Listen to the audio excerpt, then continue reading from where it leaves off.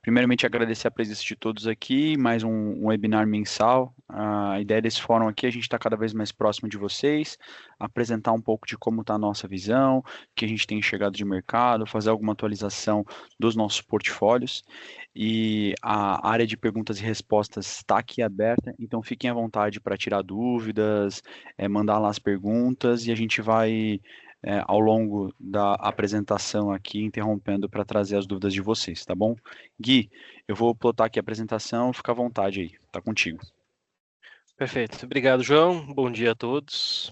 Prazer estar aqui com vocês, mas esse mês. E vamos falar sobre o cenário econômico e tudo que a gente está vendo aí em termos de oportunidades.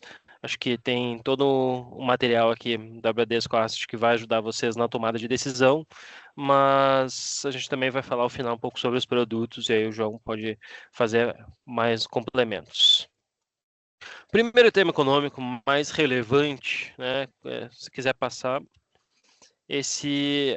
quando a gente coloca lado a lado mercado global e mercado brasileiro, a gente vem com duas questões, política e geopolítica, né? Seja os conflitos no Oriente Médio, seja no Brasil eleições, a gente sabe que a gente vai ter um ano bem conturbado. Mas vamos tentar abstrair um pouco disso e primeiro vir para o lado econômico. O que a gente tem visto na parte de economia, né? Um crescimento resiliente no mercado global. Tudo bem, desacelerando, mas na margem ainda positivo, né? Um ciclo de juros para baixo no mundo. Um presidente do Banco Central que vai ser alterado nos Estados Unidos, que pelo mercado, né, que é o Kevin Warsh, é visto como alguém um pouco mais hawkish, ou seja, não tem uma intervenção do presidente americano na autoridade monetária, assim como aconteceu no Brasil, isso é um risco visto pelo mercado, e com essa nomeação a gente acaba, pelo menos, tendo menos indecisão. É óbvio que a gente tem que acompanhar esse novo mandato, mas ainda assim a gente tem um ciclo de corte de juros. Pode não ser agora, provavelmente é postergado. Na nossa visão, Bradesco Asset, a gente entende que a queda dos juros pelos nossos economistas deveria vir a partir de junho e setembro nos Estados Unidos, tá? Então, a gente tem um movimento onde existe uma melhora que é significativa. No Brasil, a gente tem um cenário com algumas similaridades. Primeiramente, a gente tem um início de queda dos juros, que vai acontecer agora a partir desse mês, março, dado tudo mais constante, se esses eventos políticos, geopolíticos não tiverem maiores impactos.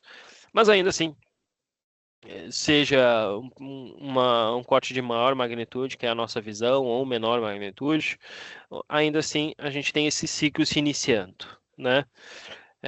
Tem uma inflação mais controlada, e a gente vai falar um pouco mais sobre isso nos próximos slides, próximo da meta, uma meta historicamente mais baixa do que a gente vê no mercado tradicional.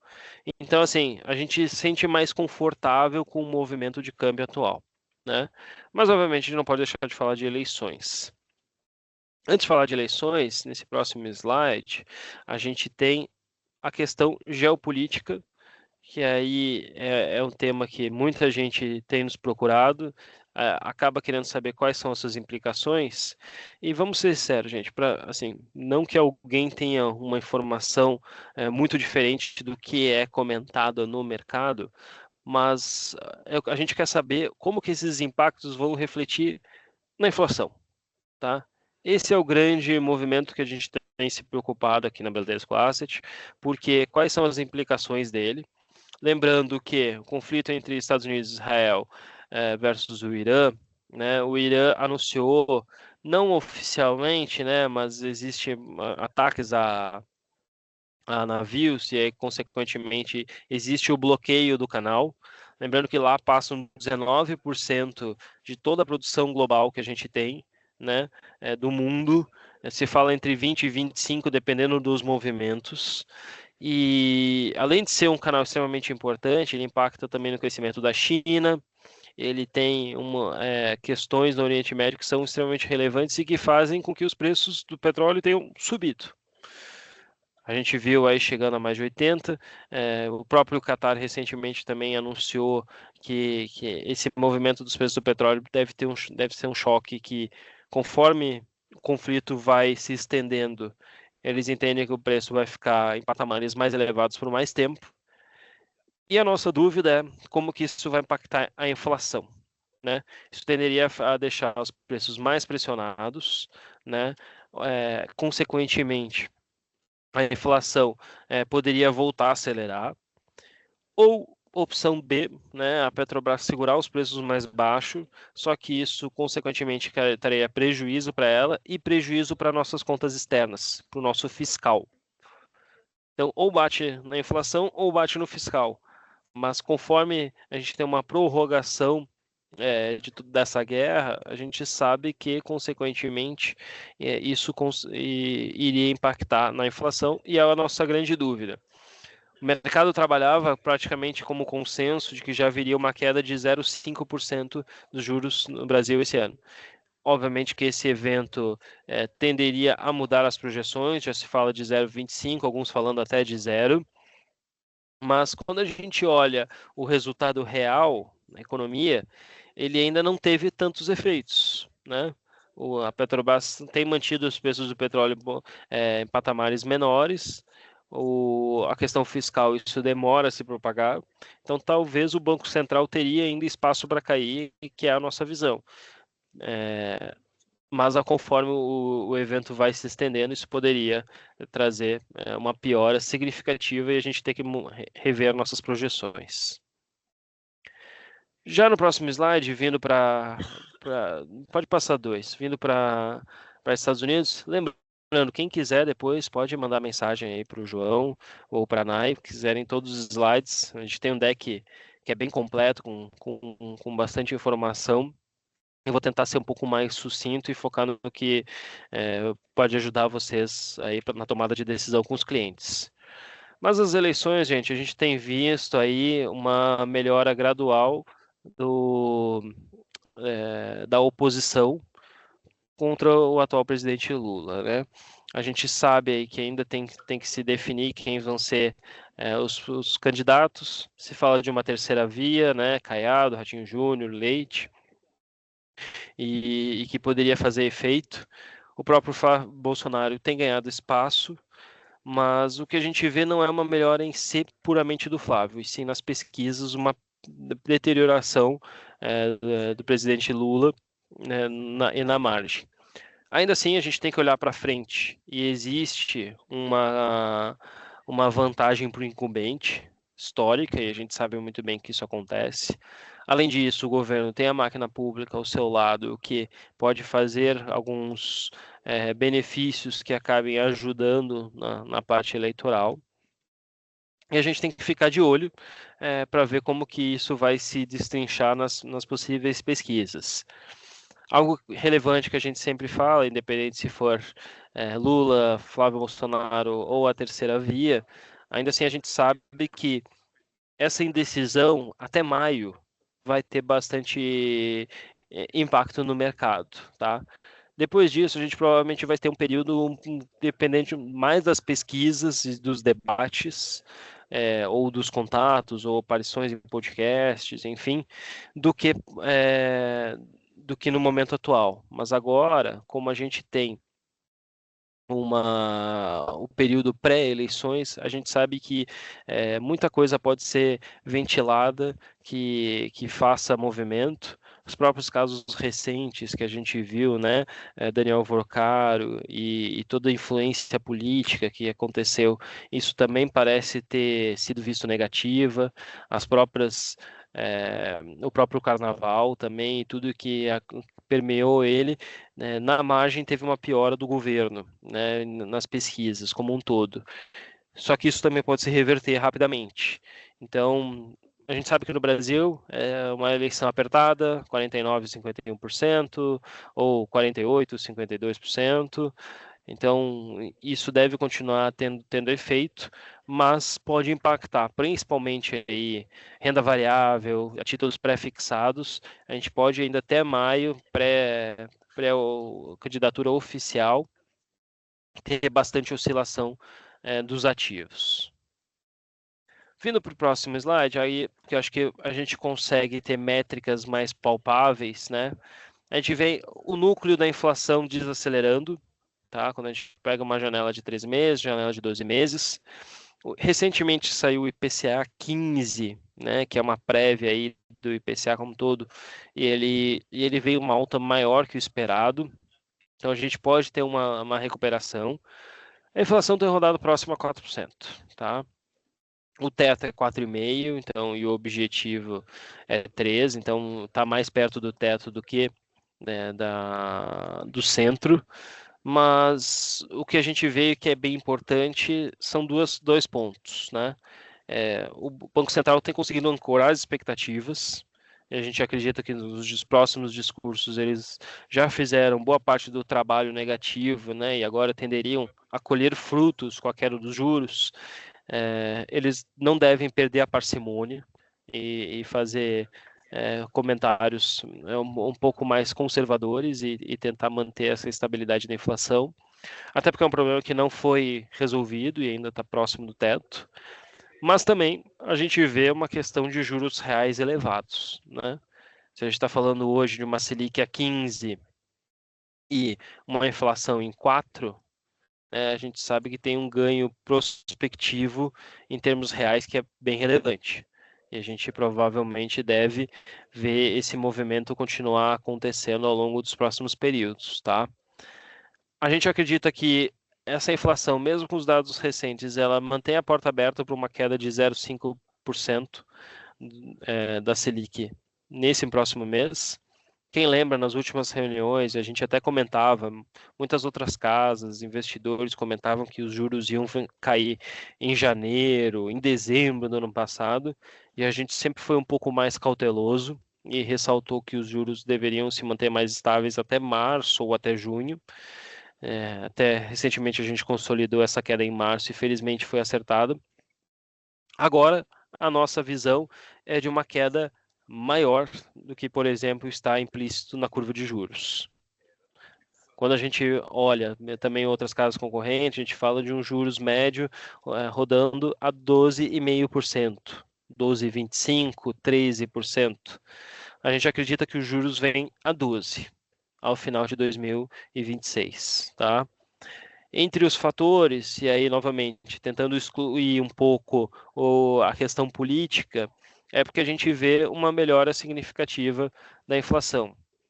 Mesmo com estímulos, né, com isenção de imposto de renda, programas de crédito, ainda assim ela tem se mantido estável, a gente acredita que tem espaço para ela se manter. Esse slide a gente fez no início do mês, uma semana atrás, antes de ter esse choque do conflito e a questão do petróleo, e aí novamente, eu acho que esse atualmente é o grande catalisador que pode fazer a gente mudar essa visão. Ele ainda não mudou. Se a gente parar para pensar, uma forma como um todo, o petróleo subiu, mas ele ainda não impactou as bombas. Então a gente não deveria ter uma mudança ainda tão grande de cenário. E o conflito pode acabar rapidamente. Se ele se estender e se os efeitos começarem a ser sentidos na bomba ou na projeção de risco país, a gente consequentemente muda as nossas projeções. Mas a gente tem olhado atentamente porque eu acho que esses são os principais riscos. Até no próximo slide, falando sobre riscos, né? Então a gente tem aí riscos do crédito continuar acelerando, riscos de produção, né, onde a gente tem uma volta da aceleração em janeiro, riscos do petróleo e como que os conflitos vão continuar impactando. O que a gente não acredita que seja tanto risco seria o mercado de trabalho. Apesar de ter uma melhora significativa, a gente está aí próximo ao pleno emprego e, consequentemente, aí isso impactar a inflação, porque as pessoas estarem com os recursos aquecidos. A gente acredita que existe uma piora gradual no mercado de trabalho, uma PNAD que vem a mínimos históricos, mas que também começa a demonstrar muitos pedidos de auxílio de desemprego. Então, talvez esse risco para o mercado como um todo, a gente tende a se preocupar um pouco menos. Falando um pouco mais de atividade econômica, né? Aqui acho que é um outro fator que nos chama a atenção. A gente fala principalmente na parte de bens industriais que tem desacelerado, né? A construção também tem desacelerado. O que chama muita atenção e que tem se valorizado é principalmente setores como equipamentos e o varejo, a gente fala setor farmacêutico, tá? São alguns setores que estão chamando mais atenção. Os remédios derivados do GLP-1, né, que seriam principalmente Ozempic, Mounjaro. Agora, em março, a gente deve ter a quebra da patente do Ozempic e aí, consequentemente, a entrada de genéricos. A gente acredita que esses setores devem continuar um pouco mais resilientes, mas a atividade como um todo ela mostra uma desaceleração, tá? Essa desaceleração gradual vem acontecendo, ela não seria muito maior esse ano se a gente não tivesse a queda dos juros esperada e as eleições, tá? Então, isso faz com que a gente tenha a nossa projeção de PIB em 1,8% para esse ano, tá? E para o ano que vem 1,5%. Por que 1,5? Porque a gente não vai ter esse mesmo impacto da queda dos juros no ano que vem, porque ele deve ter a maior parte ser feito ainda esse ano. E as eleições que já vai ter passado esse movimento. Então, 1,8 para 2026, 1,5 para 2027. Até como está nos próximos 3 slides ali, se quiser passar, João. Pode passar os 3. Aí.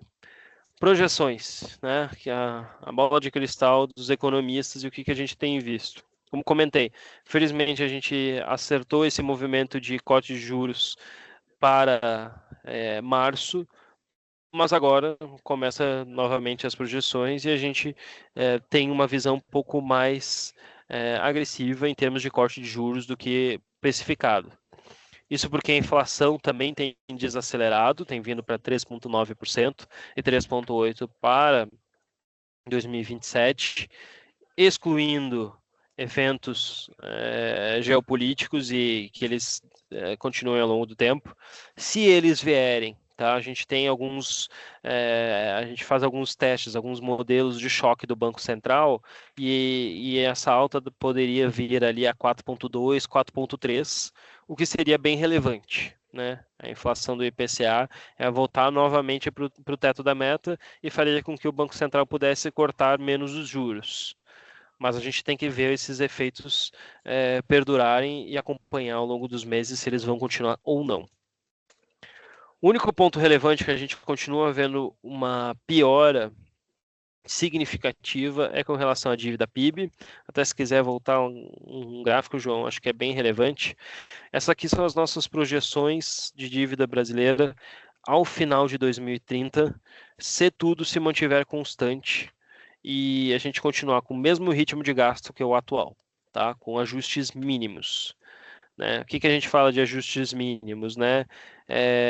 Revisão ali com relação ao gasto como pé de meia, questão ali, revisão do mínimo de saúde e educação, que você vai colocando uma inflação menor, vai colocando expectativas de gastos menores, é o que o governo tem feito atual, só que não é o suficiente para reverter nossa trajetória de mais endividamento.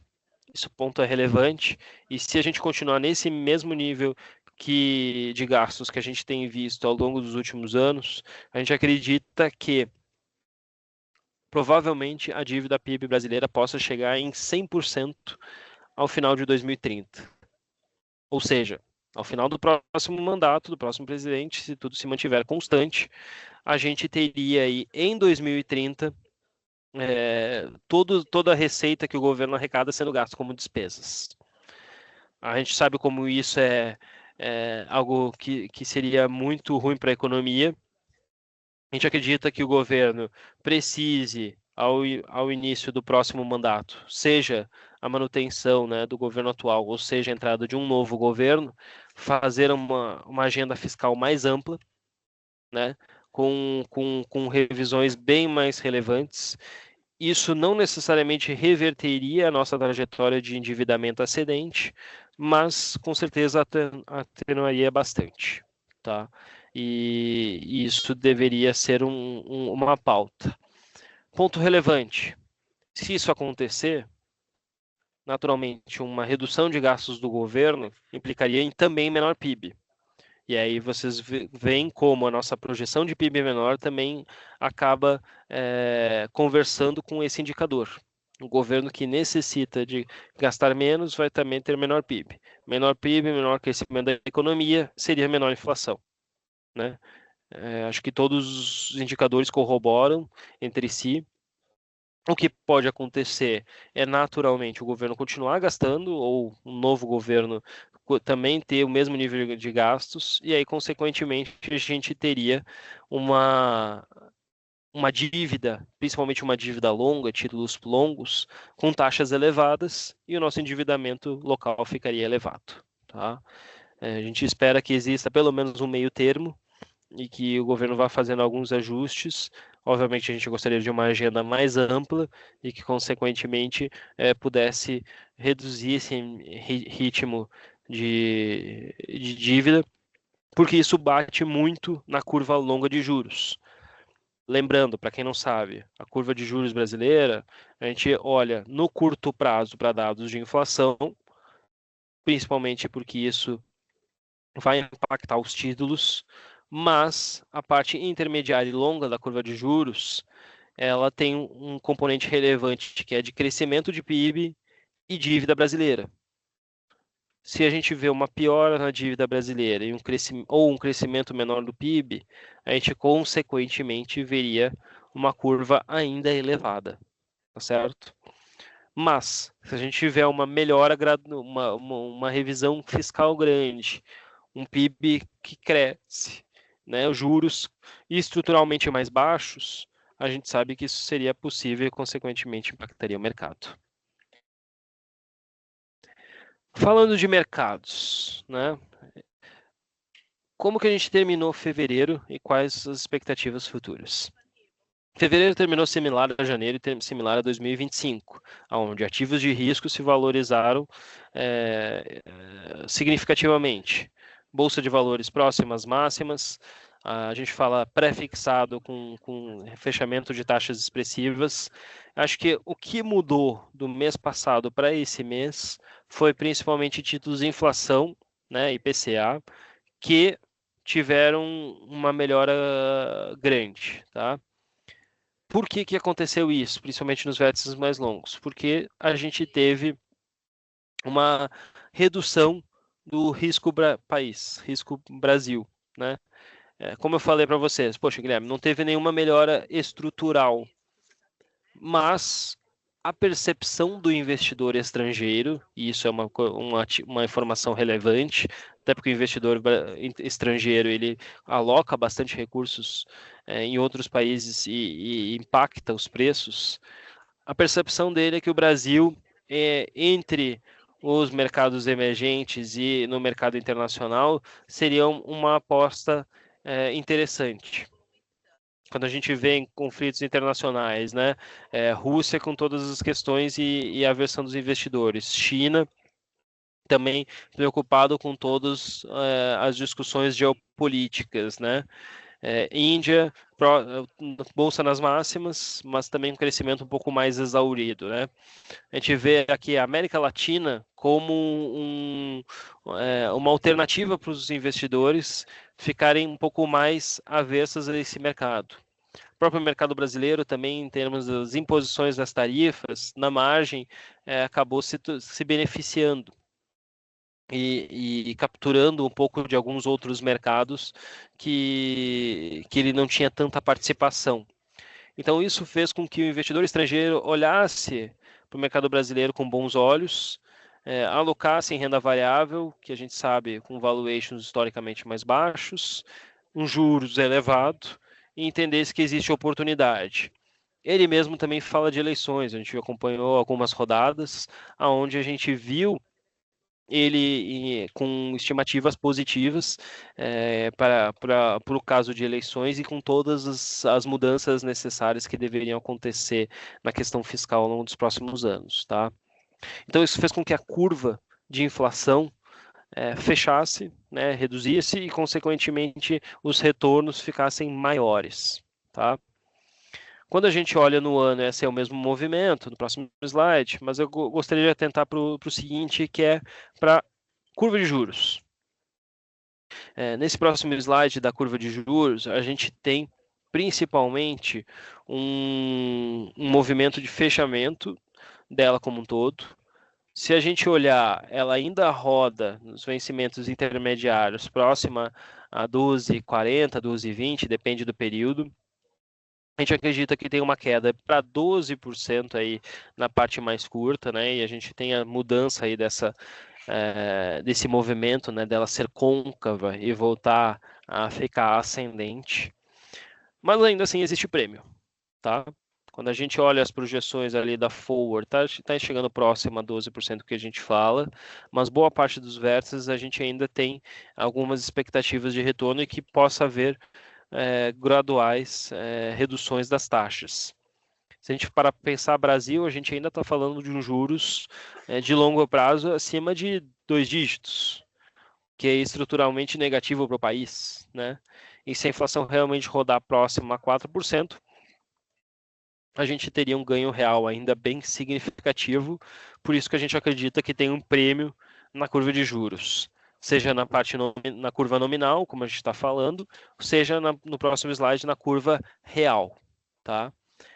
E aqui eu acho que é um fator relevante, a gente tem mais aqui convicção que aqui exista prêmio até do que nos pré-fixados, e a gente tem aproveitado algumas oportunidades.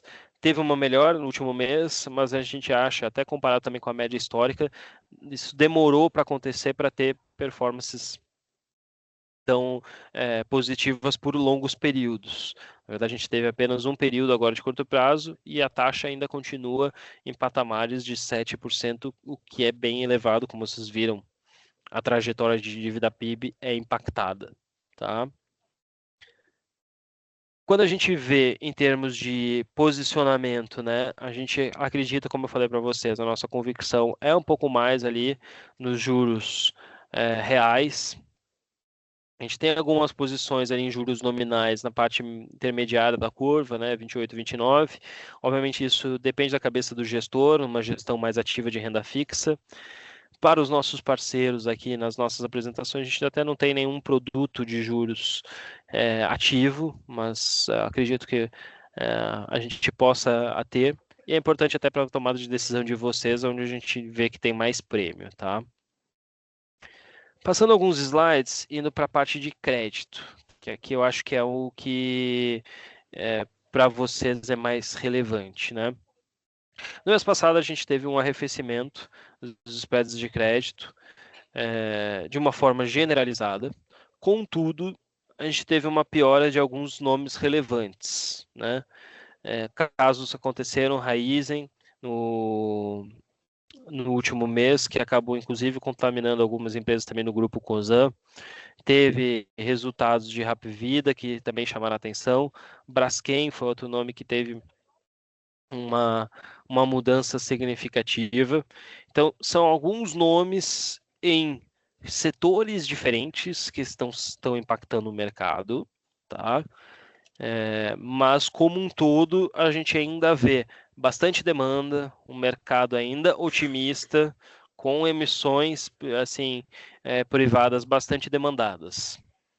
Ainda mais no mercado bancário. Quando a gente vê letras financeiras, esse não houve quase nenhuma abertura, na verdade, mais fechamentos ou manutenção das taxas, e a gente entende que o mercado deve continuar com um patamar de juros, mesmo que ele venha a cair, com bastante interesse em crédito, né? A gente está falando a nossa projeção de 12% ao final de 2026.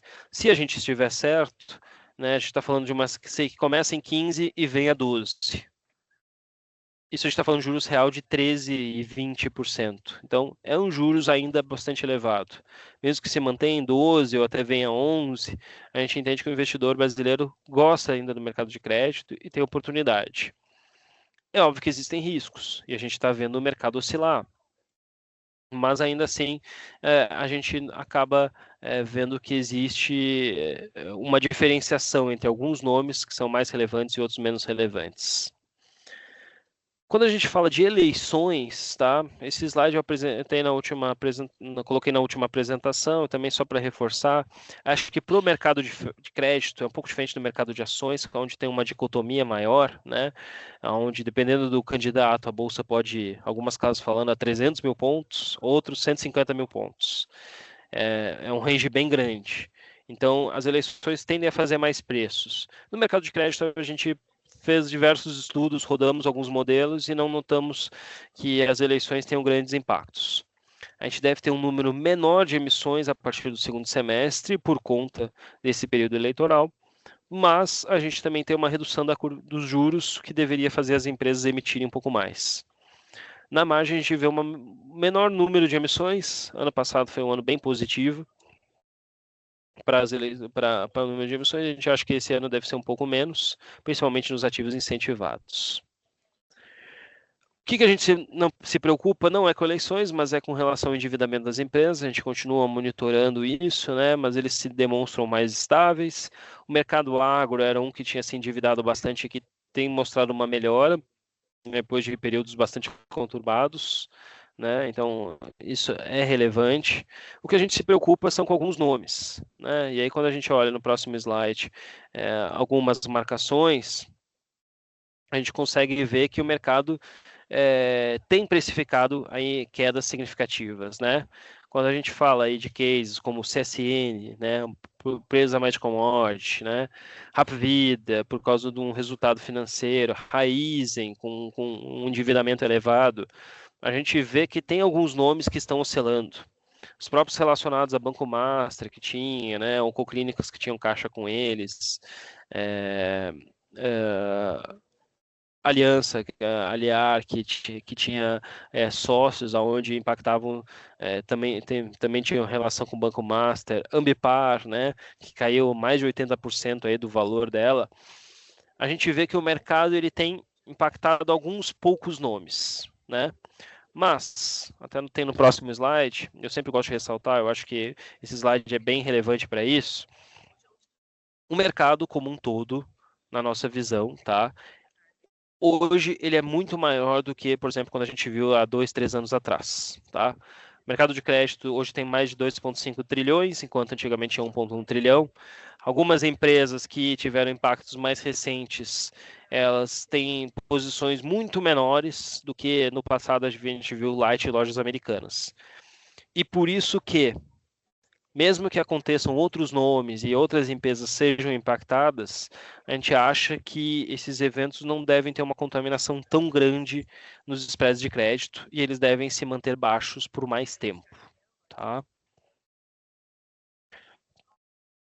Passando 2 slides, eu acho que assim, falar só sobre FDICs, eu acho que isso que é legal, é um trabalho que a gente tem feito bastante aqui na Bradeswast, com os nossos parceiros aí, a gente tem feito alguns lançamentos de produtos, seja nas plataformas, seja às vezes até uma demanda deles por fundos exclusivos, mas FDICs é uma alocação que a gente tem aproveitado e ganhado a expertise do banco e a oportunidade de negociar com bons parceiros.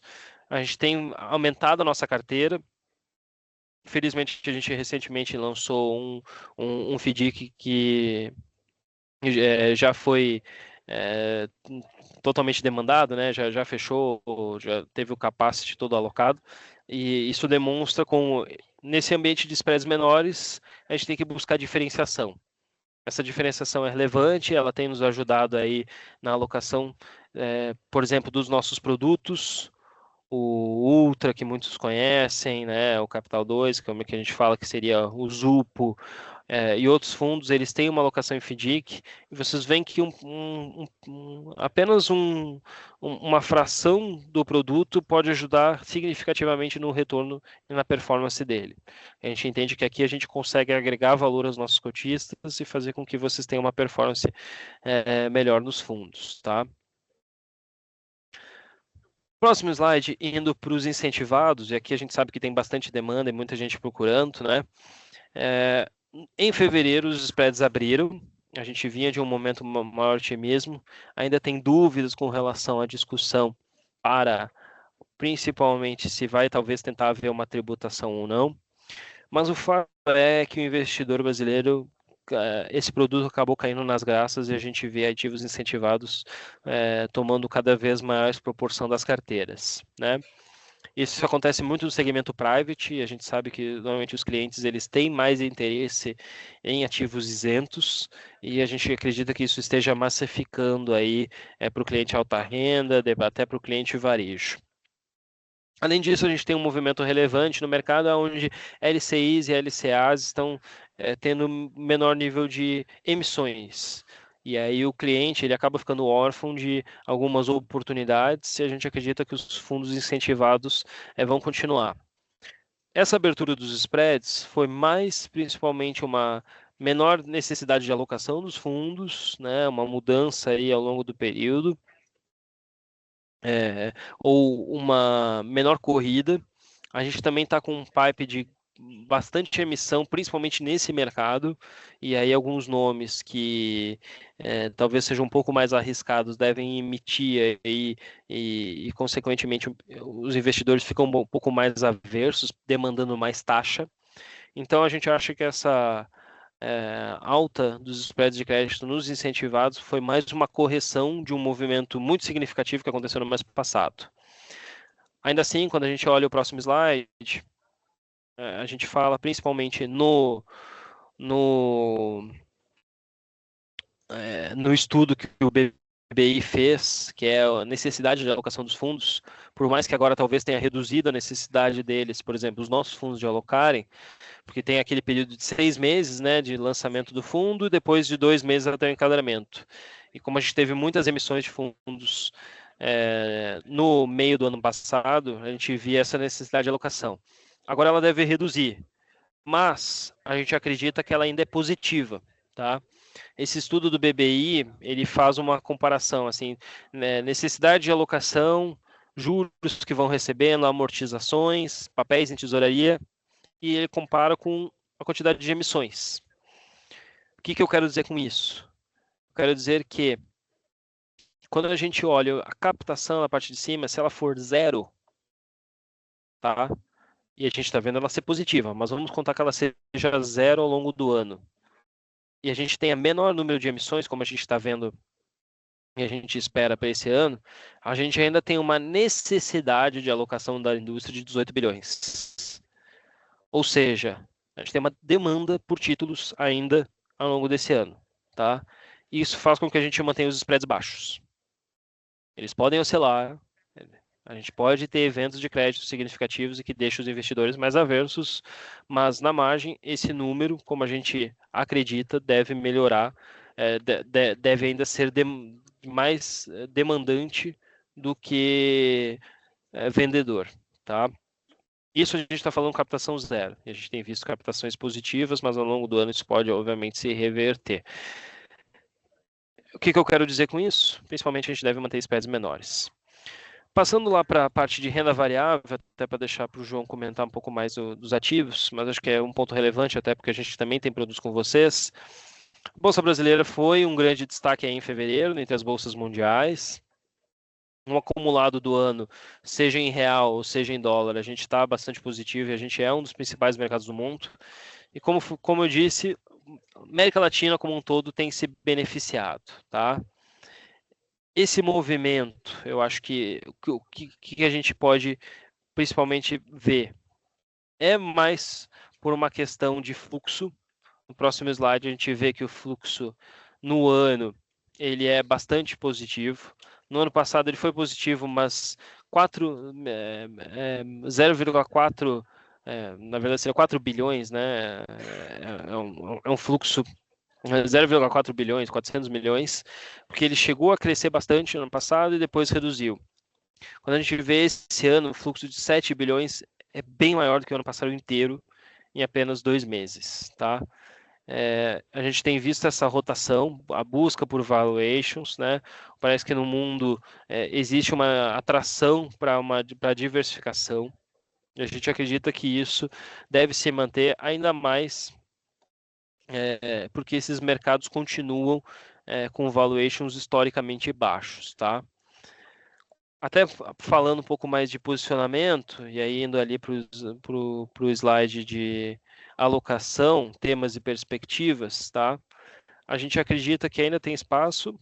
Aí pode passar mais um. Mais. Aqui. A gente acredita que o cenário interno ele ainda é benigno, tá?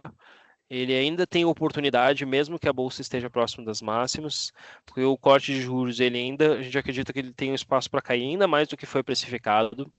Existe um baixo posicionamento dos alocadores como um todo. Esse movimento foi mais capturado por investidor estrangeiro do que investidor brasileiro.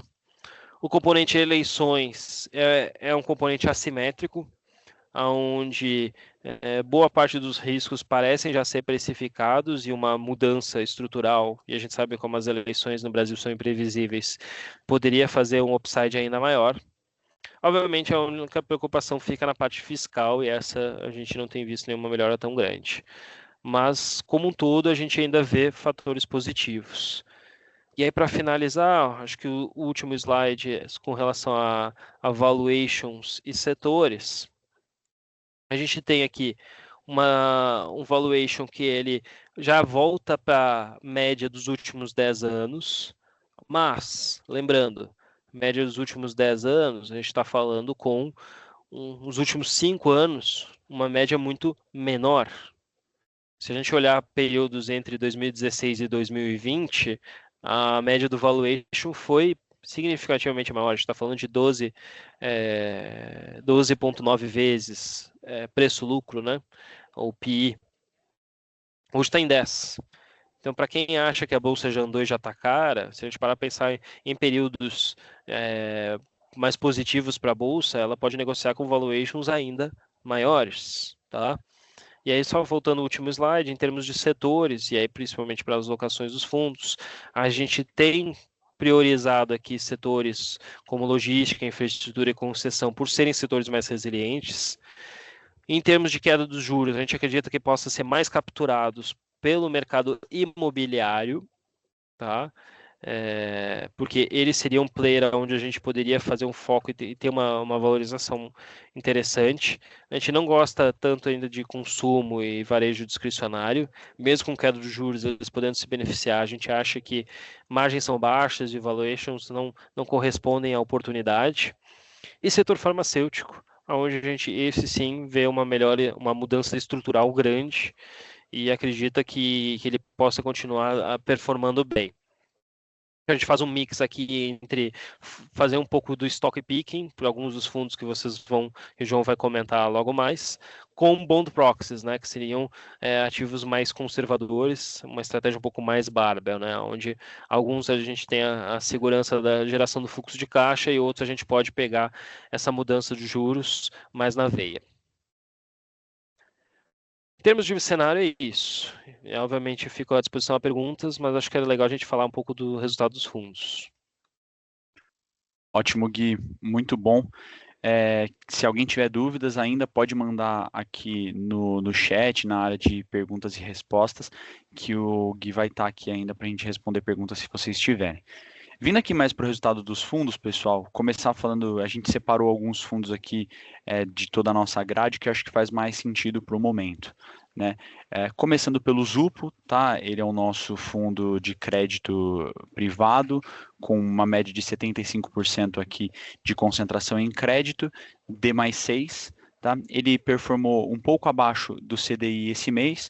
A maior contribuição para a performance do Zupo foi vinculada às letras financeiras de Caixa, Bradesco e Itaú. E no mercado corporativo, na parte do crédito corporativo, os destaques foram para Boticário, Nova Transportadora do Sudeste e Transportadora Associada de Gás, a TAG. Enquanto Apvida, Cosan e Argo Energia foram os principais destaques negativos da carteira.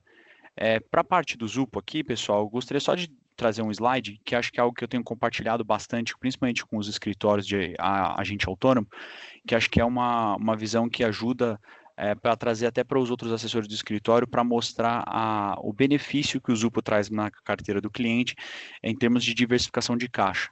Né? A gente fez um estudo aqui, deixando todo o caixa do cliente desde 2020 até 2025, 100% no Sky, que é o nosso fundo D0, você teria algo entre 100% a 101% do CDI. Se você fizesse um mix ali de 50-50, ou seja, metade no Sky, metade no Zupo, que é um D6, você sai de 100, 101 para 107, 108% do CDI nesse período. Então, acho que é bacana essa foto aqui, que deixa bem visual para entender como você consegue trazer um ganho de performance relevante para o cliente sem precisar alongar demais esse caixa dele. 6 dias é um prazo super razoável. Passando aqui para o Ultra 2, que é o nosso flagship, o Ultra ele teve uma performance em linha com o CDI no mês. A maior parte da performance foi vinculada aos ativos corporativos, com destaque para Flora, produtos de limpeza e higiene, Travessia Securitizadora de Crédito, Inspirali Educação e Companhia Elétrica de Pernambuco. Entre os ativos bancários, as principais destaques foram as letras financeiras de grandes bancos como Santander, Bradesco e Banco do Brasil, e os destaques negativos da carteira foram Apvida, Braskem e Água Energia. Vindo aqui para a parte de ativos incentivados, né, trazendo um pouco do Debentures CDI 2, esse fundo acabou de fechar, a gente fechou ele, mas a gente abriu a versão 3. A gente ainda não tem o material porque ele não completou 6 meses, mas para quem tem acesso à plataforma do BTG, esse fundo no BTG já está disponível e ele conta com aquele prazo de enquadramento de ter uma flexibilidade maior na alocação dos ativos, ou seja, ele pode comprar ativos, um percentual maior de ativos não incentivados e mesmo assim repassar o ganho isento para o cotista. Falando um pouco da performance do Debentures CDI 2, ele apresentou um desempenho positivo, porém abaixo do CDI. Tá? Na parcela de crédito, a contribuição positiva do portfólio veio de Engie Energia, Claro, Rio Casca Energética e concessionárias das rodovias do interior paulista, Intervias. Por outro lado, empresas como Ecovias Imigrantes, VLI Modal e Tecnologia Brasil, TEPA, apresentaram performance negativa no mês. Hoje, os principais ativos da carteira são Ecovias Imigrantes, Coelba, Claro e Semig. Passando aqui para a parte de renda variável, acho que não puxou aqui os slides de renda variável, mas falando um pouco da performance do Maple, os principais ativos que foram destacados, tá? Acho que aqui na performance do Maple no mês, foram Axia, Aura e Sabesp. Do lado negativo, o que mais prejudicou a carteira foram as alocações em saúde, tecnologia, mídia e telecom e educação. A gente aumentou a nossa exposição em serviços financeiros, utilidades públicas, energia e reduzimos em bancos, tecnologia, mídia e telecom. As nossas maiores alocações hoje no Maple, que é o nosso fundo long only, em termos absolutos, estão em bancos, energias e utilidades públicas. E o Centurion, que é o nosso fundo de dividendos que o Gui comentou, ele teve um desempenho positivo e acima do Ibovespa em fevereiro, e os destaques positivos foram dos lados de serviços financeiros e energia. Os papéis negativos, né, que trouxeram um destaque negativo para a carteira, foram Axia, B3 e Copel. Deixo aqui para vocês, pessoal, o convite para entrar na nossa comunidade do WhatsApp e fico à disposição para vocês, para a gente continuar aqui tirando dúvidas. Se vocês tiverem alguma dúvida, alguém ainda está aqui disponível. Eu acho que é isso, pessoal. Eu também mandei o link da comunidade do nosso WhatsApp aqui no chat e em breve a gente manda para vocês toda a gravação desse webinar, juntamente com a apresentação completa para vocês. Ficamos à disposição, um abraço e bom final de semana para todos. Abraço, obrigado, pessoal. Até a próxima.